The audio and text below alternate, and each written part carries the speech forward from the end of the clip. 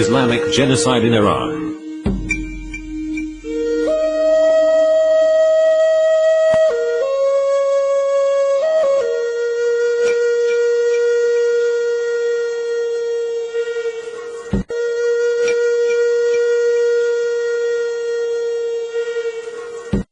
این انقلاب باید زنده بماند، زنده بماند، زنده بماند، زنده بماند، زنده بماند. این نهضت باید زنده بماند و زنده ماندنش به این خون ریزی هاست.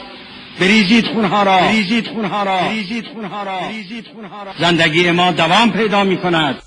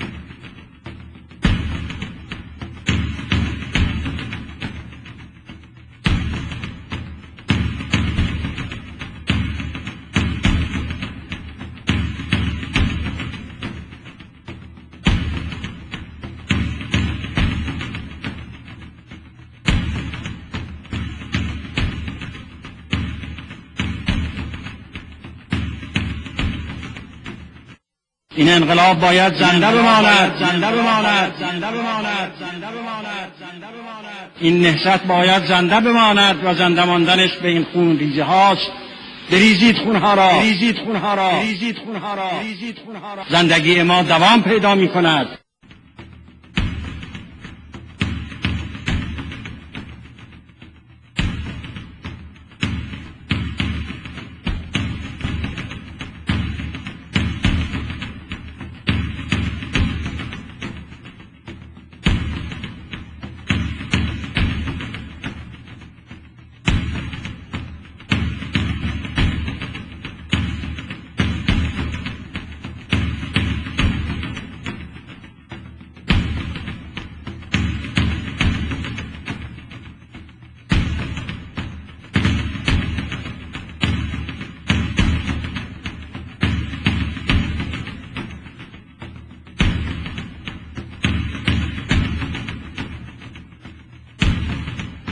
علاوه بر این که زندگی مادی شما را میخواهیم مرفه بشد، زندگی معنوی شما را هم میخواهیم مرفه باشد.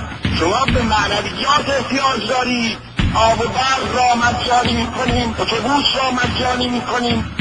شما را به مقام انسانیت میرسانیم، مبارزه با فساد میکنیم، احسا را قطع میکنیم، تلویزیون را اصلاح میکنیم، سینماها را اصلاح میکنیم، احکام اسلام، حدود اسلام را جاری میکنیم.